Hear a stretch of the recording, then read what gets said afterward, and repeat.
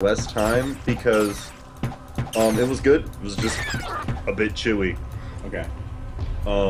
Yeah, that New York strip's really hard to do right. Did I tell you guys about the Meast over winter break? The What? Meast? Is that Yeah. a meat feast? Is It that is a meat meat yeast? Oh, I okay. like it. Okay, so I thought it was gonna make the meat rise. this is an annual event. That's something else, Andrew. This year was the first annual Meast, and it was me, Peter, like Diego, Nick, Thomas. I think that was it. Yeah, it was and me. It was us five. Only Lee, you know these people, right? Yeah. Yeah. And so we went to Fogo de Chao, Brazilian Steakhouse in DC. Oh, Brazilian Okay. Steakhouse. And so the way the system works there is they give you a plate, you sit down, and they give you this little coaster that's green on one side and red on the other. And so what you do is you flip it to green when you want the waiters to come around and give you meat. And you flip it to red when you don't want anyone to come around. They come around with random cuts and ask what, like, if you want it rare, medium, like whatever, and they cut off the whatever you want, and it's fantastic. Oh, that's kind of cool. And it's, if you go for lunch, it's a flat rate of $35.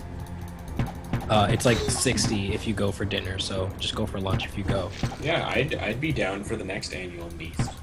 And As So- would I, but it'd be a bit of a commute. yes, it would. Well, it's winter. It's during winter break. We made it specifically during winter break so that everyone would be, and we did it like 2 days after Chris. We did it on December 31st is the day. Anyway, but the thing about the Meast is that there are rules.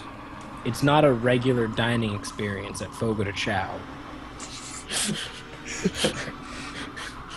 Okay. The first rule is you can't turn your card to red. The second rule is that you can't deny a piece of meat. That's like my life every day. Oh. Oh. It was, so here's the thing. It was, we didn't know it. None of us had been there before. So we weren't ready. Like, You weren't Nick and prepared, I- were you, for that No, meat? well, actually, what we did to prepare was probably the worst thing I've ever done to my body. Because it's cruel and unusual punishment. It is, I've never felt that hungry before. And the reason why is because if you don't eat anything in the morning or you don't do anything, then your metabolism doesn't get kick-started and you don't really get hungry. That's why, like, after a while, if you just stop eating in a day, you won't be hungry after a while because your metabolism just slows down. Yeah. So what you do is you get up, eat a small breakfast, and then throughout the day, you, like, every 2 or 3 hours, you just eat 1 or 2 tortilla chips. You get a nickel. We just get 1 or 2 tortilla chips. So it's enough that it keeps our digestive system in constant rotation. It was the most agonizing hunger you will ever experience. It was so bad. I couldn't believe what was happening. Like Nick and I were like, we gotta do something about this. Like, I can't go on. and we're just like, you know that if Diego or Thomas finds out that we actually ate a meal before going to Fogo de Chao, that they're going to destroy us and call us babies. Like, okay, we don't tell them. And so it was like, we had done this all day, and it was like 10 o'clock, and we went to Titanium and ordered the biggest dish we could. And we ate the whole thing, like, cleaned the plates. Wow. And I'd never, like, it was ridiculous. And I was like, okay, we were really hungry. And then, so the next day, our like, stomachs had been expanded and our appetites regained. And so we didn't. And so the guy says like, we went right as soon as they opened. We went the minute they opened. We were the first people in the restaurant because we wanted to get the maximum amount of time before dinner started, and we had to go. So,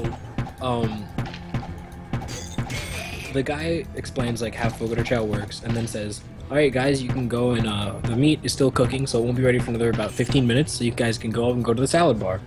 And and everyone's staring at me, and I didn't realize why. And they're just like, "Do it, Max." I'm like, "What?" And I look, and all of their cards are already green. And I'm like, "Guys, they're not even serving meat yet. Don't put your card green." And then he was like, "No." I was like, "All right, we can go to like the salad bar or something, but flip your card green." I'm like, "Fine." So we flip the cards green. We get up, go to the salad bar. We each get I got like a really small salad. Thomas and Diego actually put a ton of stuff on their plates, and like Peter and I were looking at them like, "You're gonna regret that." We sit back down at the table. I take a bite of salad, and then a man is in my face, like, "Sausage and chicken?" I'm like, "What?" and I was stunned, and I look at him, and because he was offering me first, and I just go, "Yes." And so then he puts like a little like chicken drumstick and a sausage on my plate, and I look at them and I go, "We shouldn't have gone to the salad bar." So then I notice that it's begun, and so I start cramming down the salad so that my plate is free. And I finish like the salad, and I look, and like Diego can't do it because he got like way too much stuff, and Thomas can't do it because he got way too much stuff. So slowly over time, the meat was just getting piled on top of the salad, and it was like they come fast. Like I thought it was gonna be like, "Oh, here's one cut, there you go." 15 minutes later, "Oh, here's one cut, here you go." No, it's like one cut, wait 30 seconds, a minute, 2 minutes, and then they're there again with another cut. So you have to just keep eating. And I think we lasted about 40 minutes until Nick was like, "I can't do it," and flipped his card red. And so he became like the loser, and he was the babby. And then Peter was like, "I'm not the first one," and immediately flips his red. And so we all keep ours going. And then I think I lasted like a little longer, and I flipped mine red to just digest. And then Thomas and Diego still going, and then Diego flips his like a minute after me, and Thomas keeps his green, but all the waiters like passed us because all the rest of ours were red, and they couldn't see Thomas's. And eventually a waiter was coming towards Thomas, and Diego was just looking at Thomas and just flips his card red for him. Because we decided that like we were in over our heads, and we declared MeatCon 1. And stopped ourselves from eating, and then we continued, and this cycle of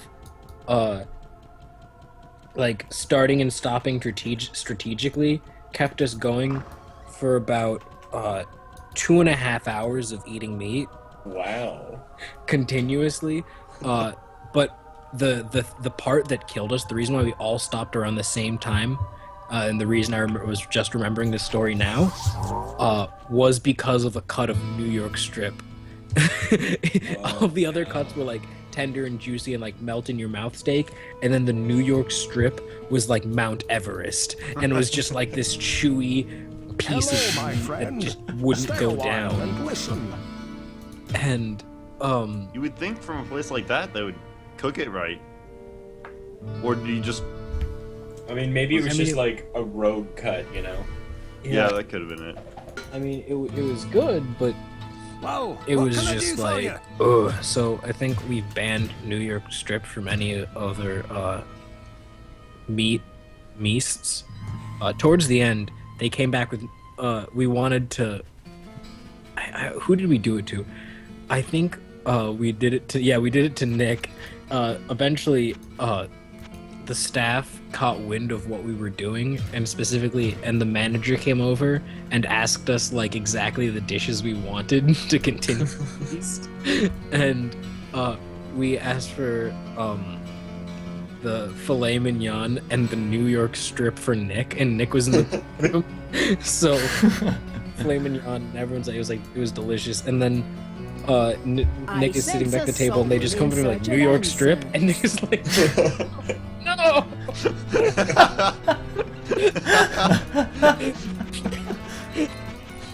Oh, Oh. What did the staff think of that? Like once they caught wind.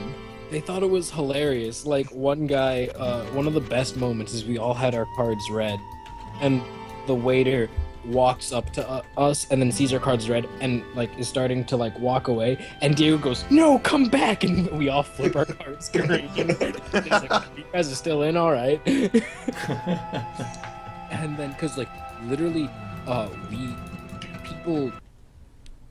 So if we like did like if you did a time lapse of the restaurant, we were just there as all the other people around us were leaving and going. Like we were there at the restaurant for 2.5 hours. Like no one does that. And it was so crazy. Like some of the meat was so good. Like there was one. It was this like sirloin covered in a garlic sauce, and it was so good. It was so good, and then we also had intermittent bathroom breaks where we just tried to purge our systems of meat. Trap. Yeah. They're made of meat. And we had one last one at the end, and like Thomas left and went to like we all came back and Thomas was still in the bathroom, and we were like, "Thomas, what took you so long?" And he was just like, "I ate a little bit." I was like, "I ate a little bit too much, so I gave some back." And we're all like, "Oh God!" It's like, "Yeah, I'm fine. I'm okay." And then we went back on the metro and we all fell asleep. I want to understand, it was only like 12:30 p.m. when we went back. Like it wasn't late in the day. Your body's just shut down to digest what just happened to them. Yeah, exactly. And then we went back to Thomas's house, and we couldn't decide what to do. So Peter comes back. He's like, "We're watching this movie." We're like, "What is it?" He's like, "Just pop it in." And then we watched Jack and Jill, the Adam Sandler. So not only had we just physically tortured our bodies, we were now mentally torturing our bodies. Oh God. The next day was 4th of July, and none of us actually ate food. The entire day, we felt full for like an entire straight day. Wait. The next day was 4th of July Sorry. during winter break. New Year's. Not There you not, go. Not that.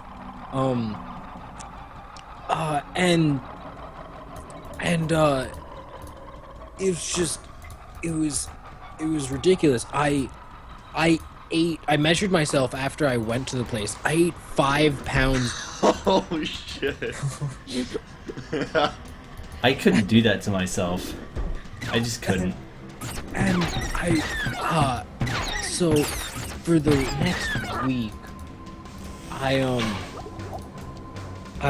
we realized that we called them Fogo stomachs, because we could eat infinite amounts of food and with like no consequence. It was amazing. Like my mom made dinner and it was like this, like, I don't remember what it was. I think it was like potato soup, and I ate like 2 bowls of that and I was like, "Oh, that was great." And then Nick calls me at like 8, like right after I ate, and was like, "Hey Max, you want to get Thai food?" I'm like, "Yeah." And then I ate another entire dish of kwar gai, and just like the whole plate. I didn't leave any extra, and I just went, "Nick?" And he was just like, "Yeah, I'm still hungry," because that was his first dinner. So then we went to Five Guys. He got a burger. He got a double bacon cheeseburger and ate that along with his Thai food, and was like, "Okay, now I'm full." I was just like, "This is an issue." Like we couldn't be satisfied with food. Anyways, Amazing. Diablo 1 still happening, still going on. Yeah, no, that's what I've been watching this whole time. I've been just doing some Roller Coaster Tycoon, but this is we should. I will join you guys on this next I'm looking forward excursion. 'Cause to. I could not do that. I just couldn't. I don't know. I Indian food is doubt. dangerous. Like, Lauren's story with Indian food. Indian food, I couldn't do that. There's too much going on there. An Yeah. Indian buffet sounds dangerous. Oh yeah, hot breads. You know that place? I think No. that's what it's called. It's in Kentlands by the Bonefish Okay. Grill. Oh, is that one of the new ones that like constantly pops up? I have no idea. I know Tandoori Nights. Yeah, they also have a buffet. Yeah, I've eaten there before.